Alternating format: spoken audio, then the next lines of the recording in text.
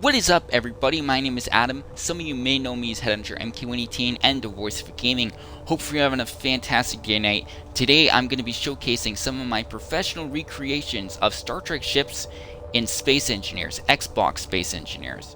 I'm a professional with a lot of experience, and I've been doing this for quite a few years now. And yeah, so I build this stuff live on Twitch, Voice of Gaming. If you want to actually check out these builds for yourself and follow the journey of my recreations and whatnot, and see all the the work that I put in. But yeah, so I recreate Star Trek ships at a medium scale, a size large enough to build them properly, and I use small grid to kind of do details and represent things in a way that I wouldn't be able to. So if something can't be done in large grid properly, I can't really represent it well due to the size. I'll build it in small grid and be able to properly sculpt it and shape it and detail it and whatnot.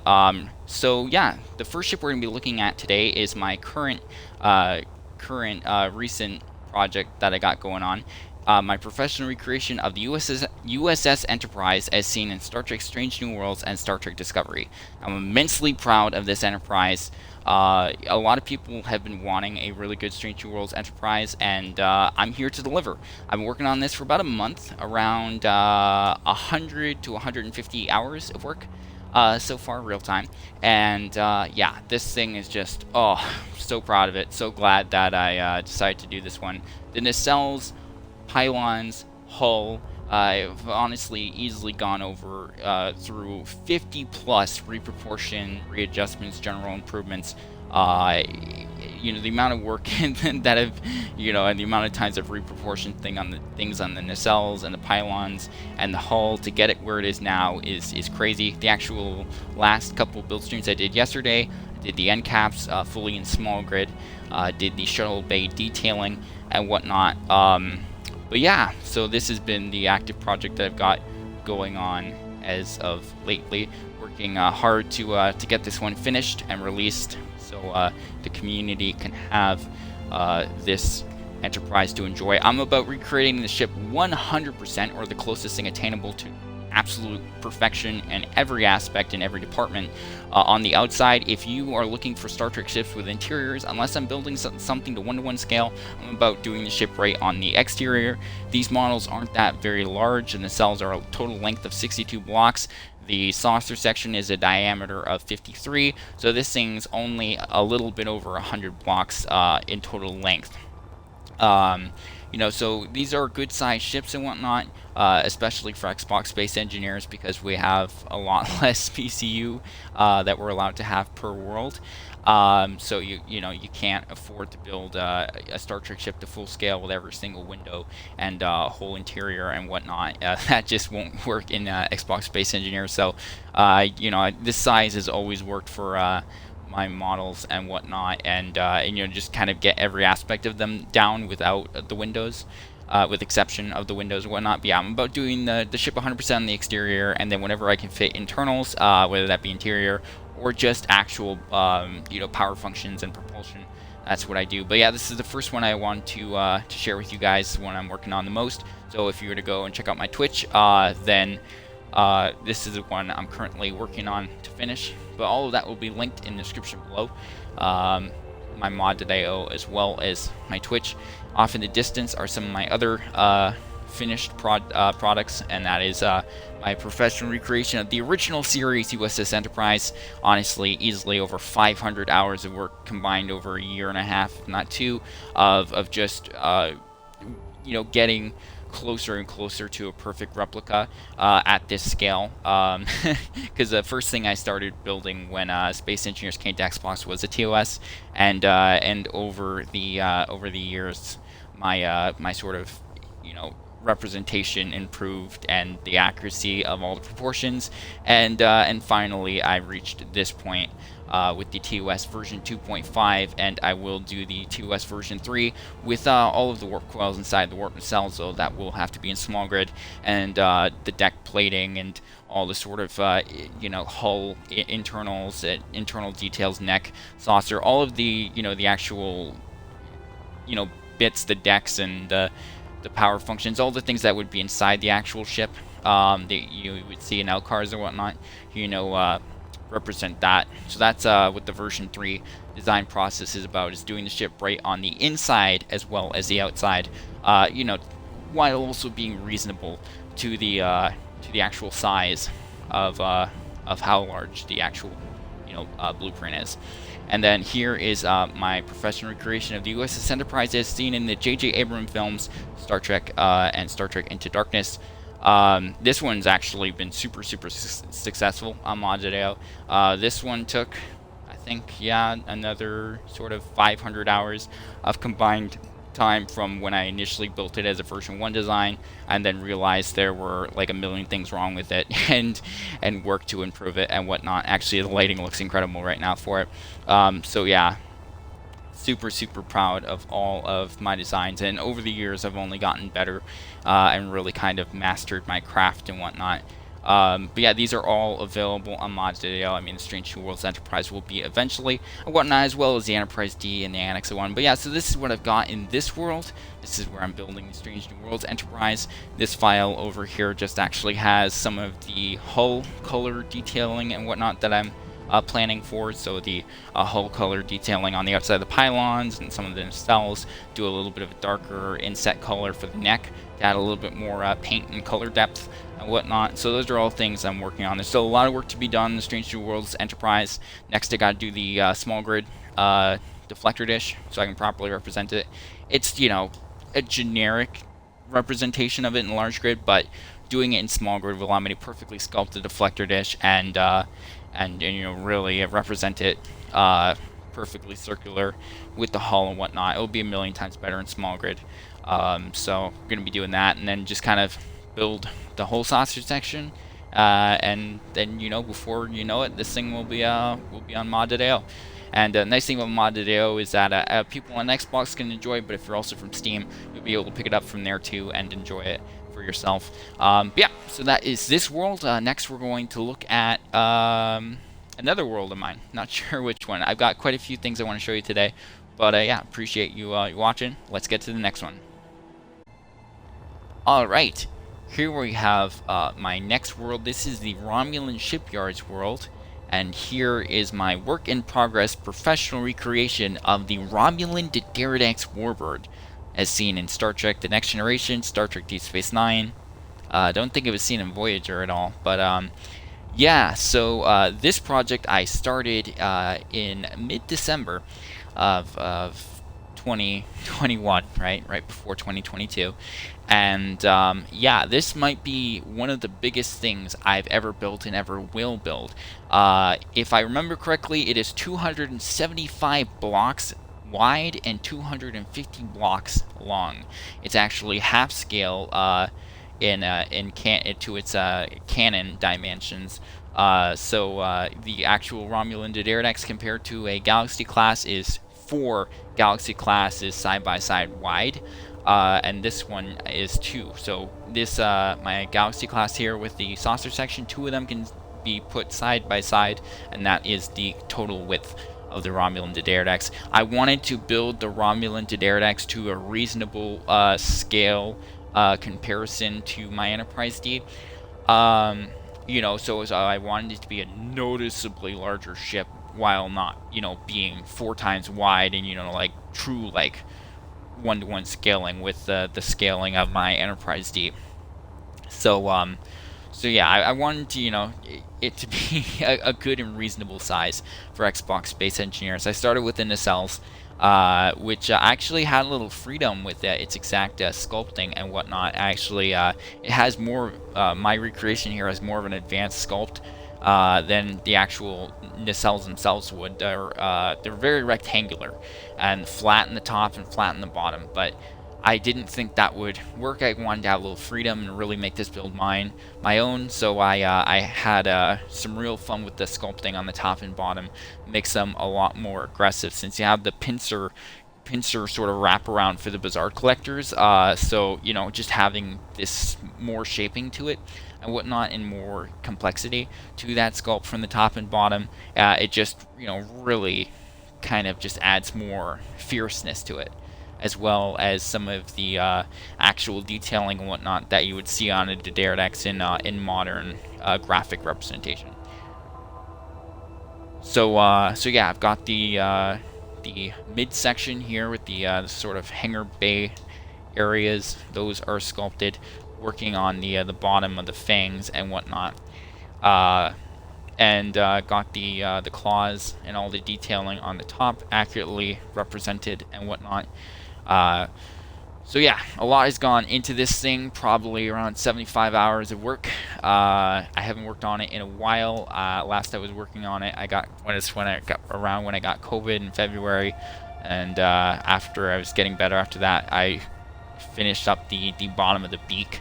But there's still a lot left to be done in this project. But it is well along, and I just have to hope that when I'm ready to return, I'm kind of familiar with the next steps that need to be taken, and all of that. But yeah, this thing is super super, incredible, and not many Romulan not many Romulan Daredevils have ever been recreated in Space Engineers in general.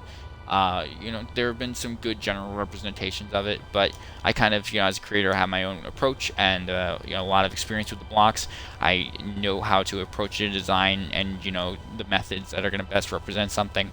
So, when I recreate something, it's going to be 100% original and something unlike any other one before it, right? So, when I eventually, maybe, end of the year or next year or something, whenever I get this, it's going to be, one of a kind.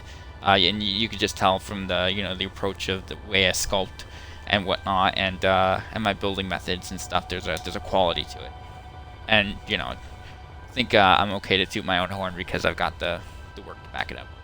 Got the representation of the Romulan Daredevil sort of bird, sort of eagle. I don't know what actual type of raptor. It's a raptor. Good grief. Yeah, got the raptor on the back there represented. Got the actual the phasers, the disruptor turret balls. That's where they're the disruptor spears. So there's room for 4 weapons and whatnot. So those are represented at multiple firing points. To where all the windows are in this back section. So yeah, wanted to. The whole point of me sharing all these builds is to kind of give you guys a close look at what I've been working on and stuff. Really just kind of share that with you guys. Here is my Enterprise D with the sausage section, which is still a work in progress. Later on, at the end of the video, I'll show you guys the actual official shipyard in Space Engineers Beta in heavy armor, where I'm constructing the Enterprise D officially as a version 3 design in heavy armor and whatnot, where that will be finalized and that. Because originally when I built the Enterprise D, it was all in light armor. It was one of the first things I built, and I started building only in light armor. And so this thing is still all light armor, and everything I build now is in heavy armor. Light armor is way too fragile, especially with the hundreds of hours it takes for me to establish and realize the design. To build the whole thing in light armor and then to have it get destroyed so easily, just really ruins a good build too much, right? Because even if it weighs a million metric tons, modded gyroscopes and modded thrusters can totally, it doesn't matter when you have blocks like that. Yeah, so this is my work in progress Romulan Daredevil. Still a lot to be done, but one day, whenever I decide to work on it again, we'll be streaming it here live on Twitch. So if you follow and you like Star Trek, you should definitely follow me. And when I do start working on this project again, I'll be sharing it here on Twitch. So yeah, all right, let's check out the next world. All right, so here is my Kelvin Timeline Shipyards world. This is where I have been creating other variants of Kelvin Timeline Federation ships. So this one right here, NCC 500, the Saladin class and whatnot, is the Kelvin Timeline variant of that one nacelle classic hull variant and whatnot, where you've got the saucer, the neck, and the warp nacelle. Then we've got our original Constitution class Enterprise, as well as the U.S.S. Hyperion, which is a dreadnought. Wait, is it a dreadnought? Oh gosh, it's been a minute. Well, all I know is U.S.S. Hyperion is one of my favorites.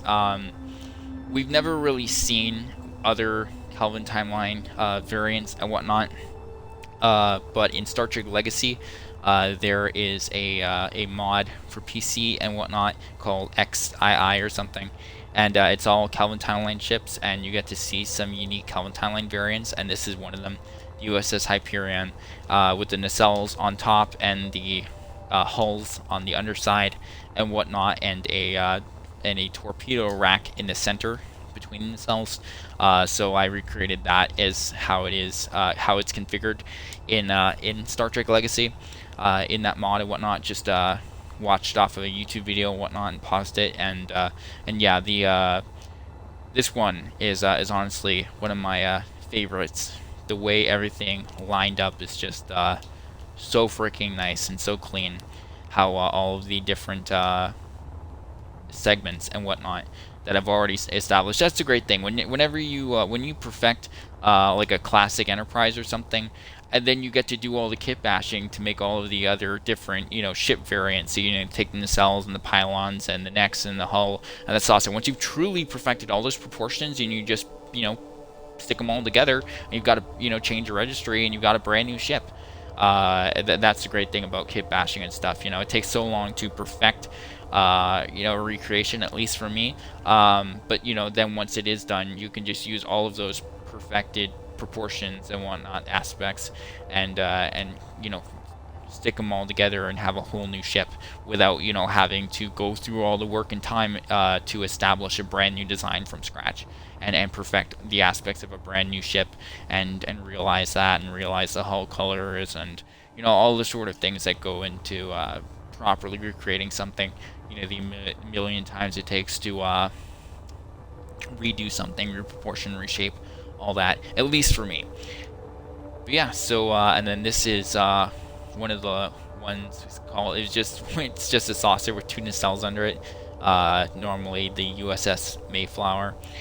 But yeah, so these are some Kelvin timeline ship variants and whatnot, and I had some that I was working on before. I'm still not sure if I'm going to release these three because I still intend on doing the Kelvin Timeline Enterprise as a version 3 design, where it will have all of the warp coils inside the warp nacelles, and in the actual saucer and the hull there will be represented deck plating, and behind the shuttle bay you'll have all the shuttle racks and stuff sculpted and whatnot. So version 3 is still more plan than anything. I've got many version 3 designs that I do intend on having being version 3 designs, but I still haven't completed a version 3 point design. So yeah, I only have it takes a lot of time for all this stuff, and I can only do one ship at a time, one project at a time. Yeah, so this is a world where I'm making all sorts of different Kelvin timeline variants, and who knows, maybe one day I will release the USS Hyperion, because it's just all the version 2 compartments, so it's components where it's got the ion thrusters and all that inside the nacelles and stuff, right? Because as it is right now, version 2 designs are perfected exterior models with vanilla Space Engineers internals. So the nacelles have ion thrusters inside of them and large reactors and jump drives and stuff, and then you just turn thruster damage off. But so it's a perfect Star Trek ship on the outside. It's just inside has all the actual blocks, that make the ship fly in space. The vanilla propulsion and power functions, right? Where version 3 design, I would make sure that it really feels like a Star Trek ship on the inside, and then use modded blocks and thrusters and stuff so that you don't see massive 3-block high large ion thrusters and large reactors. So there's green reactor fumes bleeding through your nacelles when they get damaged, and large towering jump drives if you open up the nacelle, right? Because then it doesn't feel like a Star Trek ship anymore. It looks like a Star Trek ship on the outside, but on the inside it's a Space Engineer ship, right? So just having warp coils inside the warp nacelles is so incredible. So those are all things to be. Yeah, so that is this world. Once again, especially if people like this stuff, whatnot, and you comment and you want this stuff released to mod video, then then I can push to do that too. It was people requesting, the Strange New Worlds Enterprise. They wanted me to do the Enterprise from Strange New Worlds because it's the new show, and it was like I wanted to do that ship anyway. And now that people, the communities, kind of like, hey, can you do this? And it's like, yeah, sure. So, so yeah. But that is this world. On to the next. Alright, so in this world, I've got a very special project, and that is the first ever Doomsday Machine recreation. It's never been done in Space Engineers, and I'm not just talking about Xbox Space Engineers. No one, at this point of recording, at this point of time in recording, has ever built a Space Engineers Doomsday Machine from Star Trek: The Original Series. It's never been done. Not on Steam, not on Xbox. And it's an absolutely crazy project. You have to build a thing absolutely massive to to even do a half decent justice of just how large a Doomsday Machine and how it dwarfs other things. It's like trying to build a reasonably scaled Borg cube to large grid ships. So this is 100 plus circle diameter or whatnot. Now, I haven't gotten too crazily far, but I actually have gotten decently far. The shaping, it will be about 400 blocks in length. The cone shaping is very basic right now. That will have to be truly worked on and whatnot. It's just very rudimentary right now. It just general representation of what that could look like. However, the actual specific shaping for the maw, that's something that I actually did, and thank gosh, because that probably would have be the hardest part to have done from returning it from the build, because I started this possibly literally a year ago, and haven't worked on it in almost a year. So yeah, this thing is huge, but the actual shape of the maw and whatnot, that is all represented. And this inner circle is actually the actual shape, the actual like size of just how large that maw would be. So I have to adjust this rim to the actual sculpt work of that, because it's actually this thick, the actual rim of the maw and whatnot, and then the actual internal space would be this size. So that is why there's that sort of inner circle, because this would actually be the thickness of that outer rim of the Doomsday Machine's hull.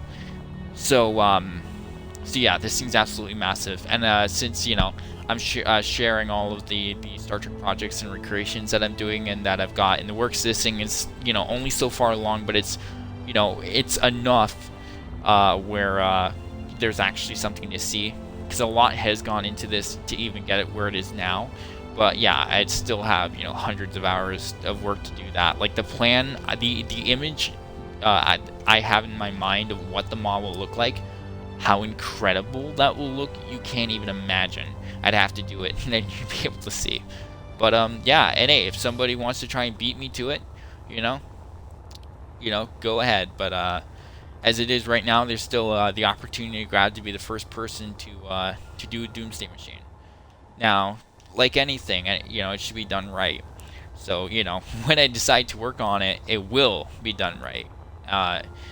But yeah, so if you do go ahead and try and recreate it, do it right. Use Minecraft circle chart generators and whatnot to get your circles perfect. Don't half-ass it. Take your time and whatnot.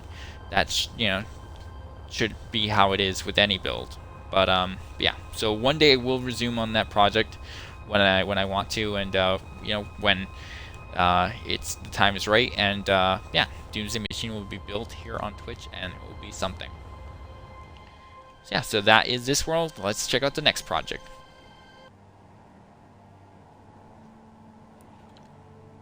Alright, so here we have another massive project. And this is actually my first space station build that I've ever done.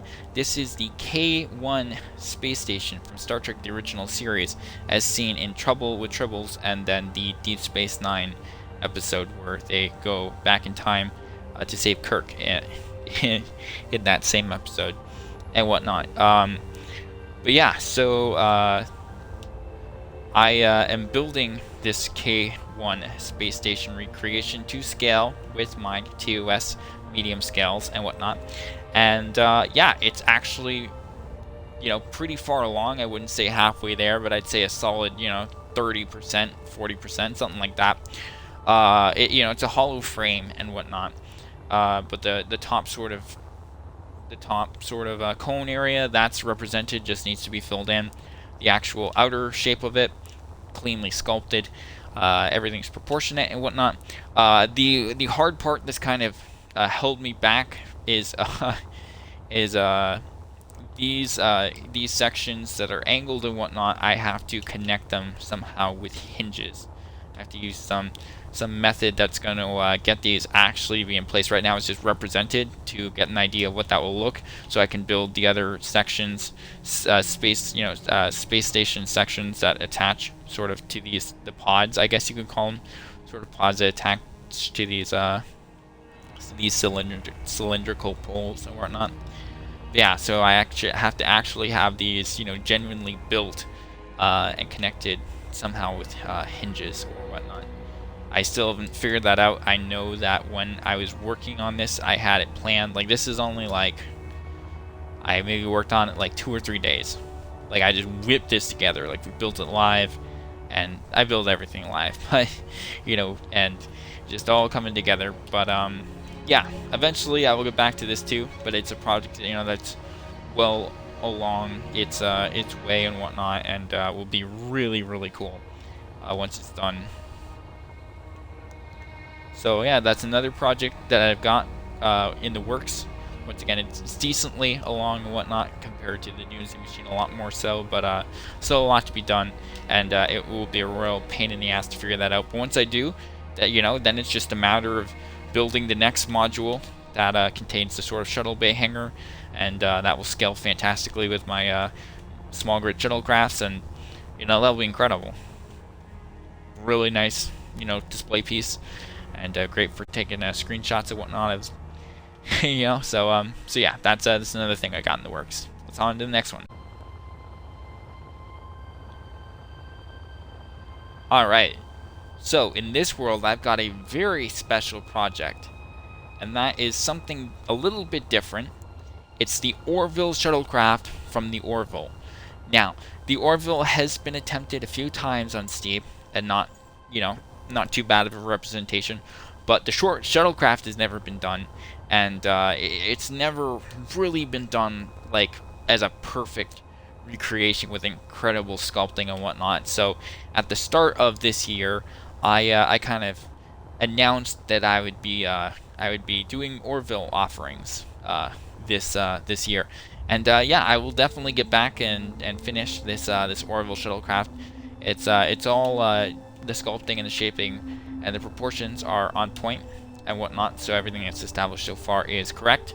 I kind of got held up on the sort of cockpit and whatnot in the exact shaping, since we're still really limited with the vanilla window block molds and whatnot, so I was really struggling with representing that in the proper shaping that it's supposed to have.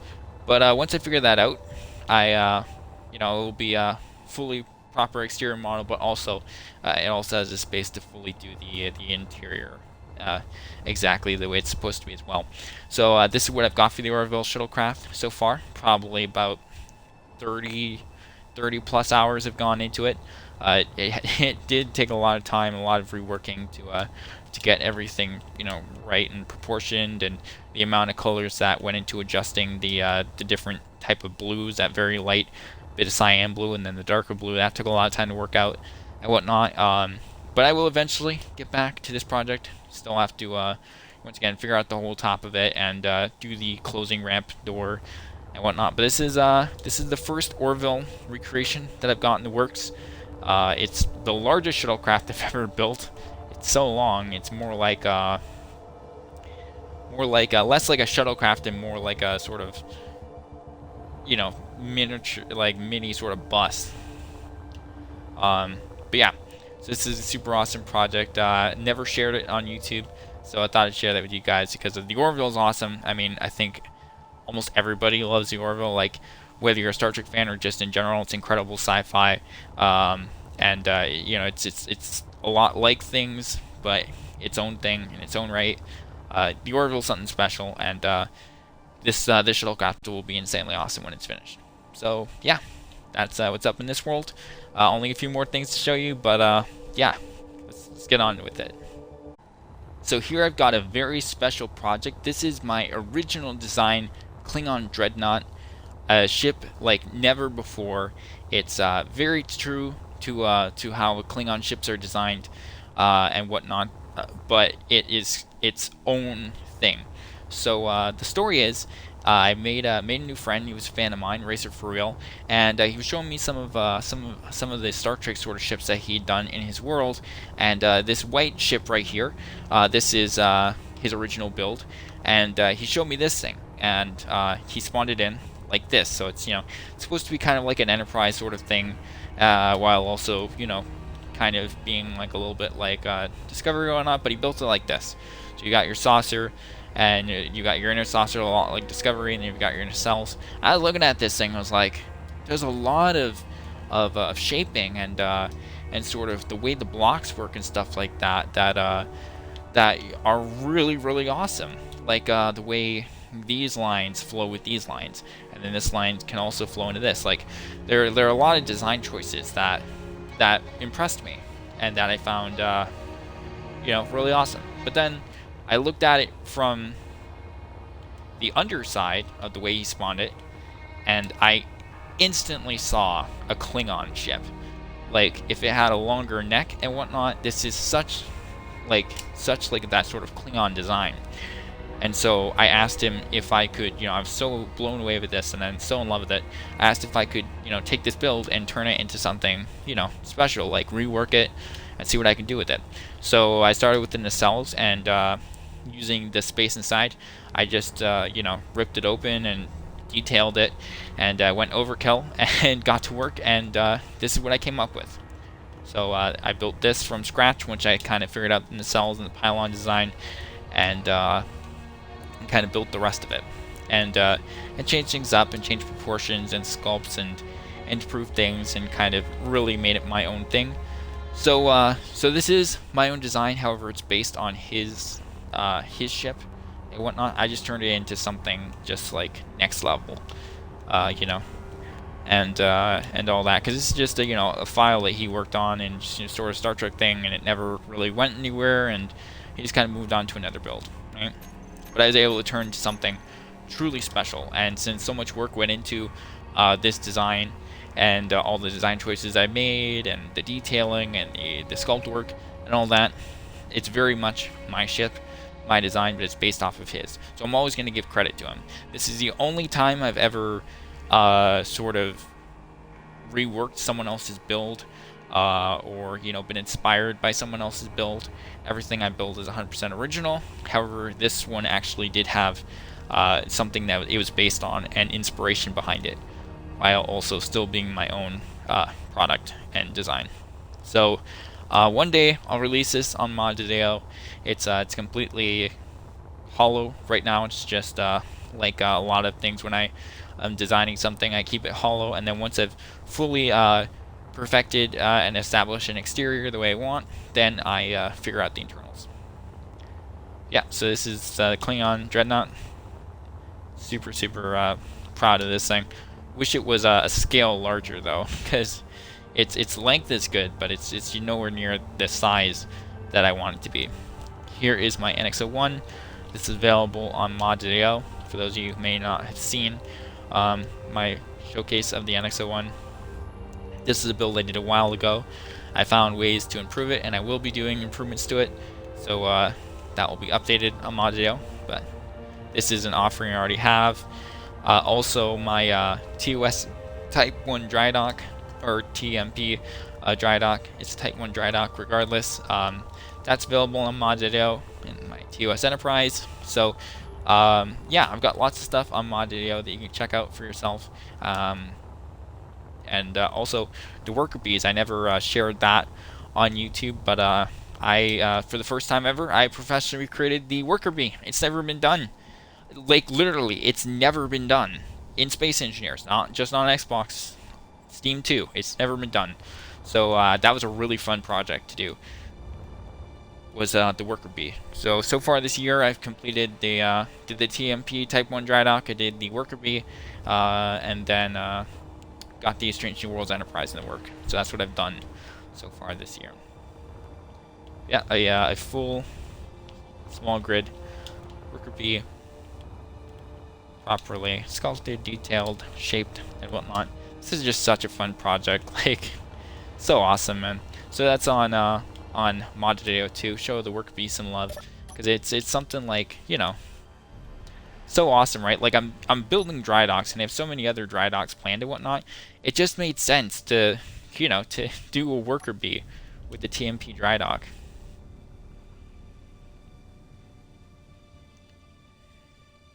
But yeah, so that is it for all the stuff I've got in Space Engineers. We're gonna wrap it up, and you know, I'm gonna give you guys a really nice look at the Enterprise D that I've got in Space Engineers Beta that I've been working on over the years, and that's where it's getting finally finished and whatnot. So we're going to take a closer look at the Enterprise D and even Voyager in Space Engineers Beta, the world that I've got there. But yeah, thanks for watching up to this point. Let's check out the Enterprise D.